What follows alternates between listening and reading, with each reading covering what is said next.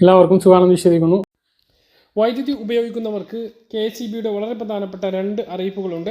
അതാണ് ഈ ഒരു വീഡിയോ നിങ്ങളുമായിട്ട് പങ്കുവെക്കുന്നത്.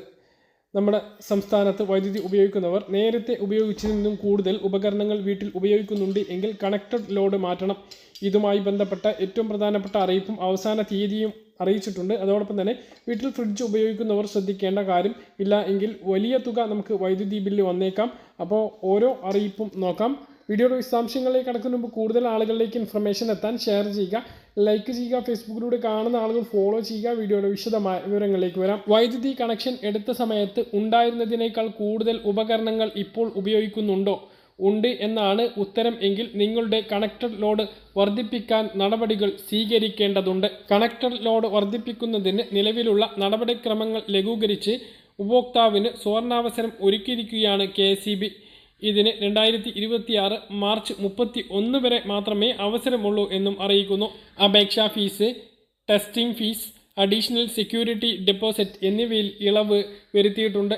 എന്നാൽ ആവശ്യപ്പെടുന്ന അധിക ലോഡ് നൽകുന്നതിനോ വോൾട്ടേജ് ലെവലിൽ വരുന്ന വ്യത്യാസം മൂലം വിതരണ ശൃംഖലയിൽ ഏതെങ്കിലും തരത്തിലുള്ള മാറ്റം വരുത്തേണ്ടതുണ്ട് എങ്കിൽ അതിന് ആവശ്യമായ തുക മാത്രം ഗുണഭോക്താവ് അടയ്ക്കേണ്ടി വരും. എല്ലാ വിഭാഗം LT ഉപഭോക്താക്കൾക്കും ഈ അവസരം പ്രയോജനപ്പെടുത്താവുന്നതാണ്. എന്നാലും ഏതെങ്കിലും നിയമപരമായ അധികാരികളിൽ നിന്നും എതിർപ്പ് നിലനിൽക്കുന്ന സാഹചര്യങ്ങളിൽ ബന്ധപ്പെട്ട എതിർപ്പ് പരിഹരിച്ച ശേഷമേ ഈ പദ്ധതിയുടെ ഭാഗമായി ലോഡ് റെഗുലേഷൻ അനുവദിക്കുകയുള്ളൂ. KSEBയിൽ ഓൺലൈനായി രജിസ്റ്റർ ചെയ്തിരിക്കുന്ന ഉപഭോക്താക്കൾക്ക് wss.kseb.in എന്ന വെബ്സൈറ്റിലൂടെ കണക്റ്റഡ് ലോഡ് റെഗുലേഷൻ അപേക്ഷകൾ സമർപ്പിക്കാവുന്നതാണ്. കൂടാതെ അതാത് ഇലക്ട്രിക്കൽ സെക്ഷൻ ഓഫീസുകളിൽ പൂരിപ്പിച്ച അപേക്ഷയും ഉപഭോക്താവിൻ്റെ തിരിച്ചറിയൽ രേഖയും കണക്റ്റഡ് ലോഡ് സംബന്ധിച്ച ഡിക്ലറേഷനും നൽകിയും അപേക്ഷ നൽകാവുന്നതാണ്. മറ്റൊരു രേഖയും സമർപ്പിക്കാതെ പണച്ചെലവില്ലാതെ എല്ലാ വിഭാഗം ഗുണഭോക്താക്കൾക്കും ഈ അവസരം പ്രയോജനപ്പെടുത്താവുന്നതാണ്. മാർച്ച് 31 വരെയാണ് അവസാന തീയതി പറഞ്ഞിട്ടുള്ളത്. അത് കഴിഞ്ഞാൽ പരിശോധനയിൽ പിടിക്കപ്പെട്ടാൽ കനത്ത ഫൈൻ ഈടാക്കുന്നതാണ്. നിയമ നടപടിയും സ്വീകരിച്ചേക്കാം. ഈ സുവർണാവസരം ഉപയോഗിക്കൂ, ഭാവിയിലെ നിയമ നടപടികൾ ഒഴിവാക്കൂ എന്നതോട് കൂടിയിട്ടാണ് KSEB ഫേസ്ബുക്ക് പോസ്റ്റ് അവസാനിപ്പിച്ചിട്ടുള്ളത്. അടുത്ത പ്രധാനപ്പെട്ട അറിയിപ്പ്, വീട്ടിൽ ഫ്രിഡ്ജ് വാങ്ങുമ്പോഴും അത് ഉപയോഗിക്കുമ്പോഴും നമ്മൾ ശ്രദ്ധിച്ചിട്ടില്ലെങ്കിൽ നമ്മുടെ വൈദ്യുതി ബില്ല് ഇരട്ടിയാകുമെന്ന് KSEB ബോർഡ് അറിയിക്കുകയാണ്. ഫ്രിഡ്ജ് വാങ്ങുന്ന സമയത്ത് ആവശ്യത്തിന് മാത്രം വലിപ്പമുള്ളതും ഊർജ്ജക്ഷമത കൂടിയതുമായ മോഡലുകൾ തിരഞ്ഞെടുക്കാൻ വേണ്ടി ശ്രദ്ധിക്കണം. 4 പേർ അടങ്ങിയ ഒരു കുടുംബത്തിന് 165 ലിറ്റർ ശേഷിയുള്ള ഫ്രിഡ്ജ് മതിയാകും. വലിപ്പം കൂടുന്തോറും വൈദ്യുതി ചെലവും കൂടും എന്നുള്ള കാര്യം എല്ലാ ആളുകളും ശ്രദ്ധിക്കണം. റെഫ്രിജറേറ്ററുകളുടെ വൈദ്യുതി ഉപയോഗം അറിയുന്നതിന് BEE bureau of energy Ephesians star label സഹായിക്കുന്നു. 5 സ്റ്റാർ ഉള്ള ഒരു 240 ലിറ്റർ ഫ്രിഡ്ജിന് വർഷം 385 യൂണിറ്റ് വൈദ്യുതിയാണ് ഉപയോഗ ചെലവ് കണക്കാക്കുന്നത്. അതേസമയം ഇതേ വലിപ്പത്തിലുള്ള ഫ്രിഡ്ജ് 2 സ്റ്റാർ ഉള്ളത് ഉപയോഗിക്കുമ്പോൾ 706 യൂണിറ്റ് വൈദ്യുതി ചെലവാകുന്നു. ഇനി സ്റ്റാർ അടയാളം ഇല്ലാത്ത പഴയ ഫ്രിഡ്ജാണ് നമ്മൾ ഉപയോഗിക്കുന്നത് എങ്കിൽ 900 യൂണിറ്റ് വരെ വൈദ്യുതി ഒരു വർഷം ഇതിനു വേണ്ടിയിട്ട് ഉപയോഗിക്കേണ്ടി വരും.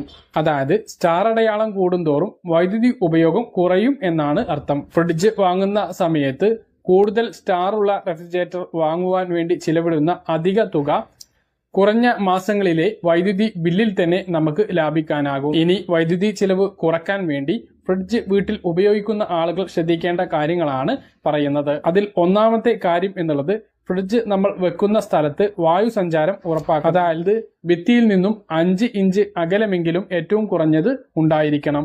അതുപോലെ ഫ്രിഡ്ജ് തുറക്കുമ്പോഴും അടക്കുമ്പോഴും ശ്രദ്ധിക്കേണ്ട ഒരു കാര്യം ഉണ്ട്. ഫ്രിഡ്ജിന്റെ വാതിലുകൾ കൃത്യമായി അടഞ്ഞിട്ടുണ്ട് എന്നുള്ളത് ഉറപ്പുവരുത്തുക. ഇത് പറയുമ്പോൾ ശ്രദ്ധിക്കേണ്ട വളരെ പ്രധാനപ്പെട്ട ഒരു കാര്യമാണ്, ഫ്രിഡ്ജിന്റെ ഡോറിന് ചുറ്റുമുള്ള റബ്ബർ ബീഡിംഗ് കാലപ്പഴക്കം കൊണ്ട് ദ്രവിച്ചു പോകാനുള്ള സാധ്യതയുണ്ട്. അത് ദ്രവിച്ചു പോവുകയോ പൊട്ടുകയോ കേടുവരികയോ ചെയ്താൽ അത് മാറ്റാൻ വേണ്ടി ശ്രദ്ധിക്കണം. ഇല്ലെങ്കിൽ വൈദ്യുതി ചെലവ് കൂടും. മറ്റൊന്ന്, ചൂടുള്ള ആഹാര സാധനങ്ങൾ ഒരിക്കലും ഫ്രിഡ്ജിൽ വെക്കരുത്. ചൂടാറിയതിന് ശേഷം മാത്രം വെക്കുക. അതുപോലെ തന്നെയാണ് എടുത്തു കഴിഞ്ഞാൽ തണുപ്പ് മാറിയതിന് ശേഷം മാത്രം ചൂടാക്കി കഴിക്കുക. ഈ കാര്യം ശ്രദ്ധിച്ചില്ലെങ്കിൽ ആരോഗ്യപരമായിട്ടുള്ള പ്രശ്നങ്ങൾ ഉണ്ടാകും. മറ്റൊന്ന്, കാരണമില്ലാതെ ഫ്രിഡ്ജുകൾ ഇടയ്ക്കിടെ തുറക്കരുത്. ഫ്രിഡ്ജ് തുറക്കുന്നത് ഇന്ധന നഷ്ടം ഉണ്ടാക്കും.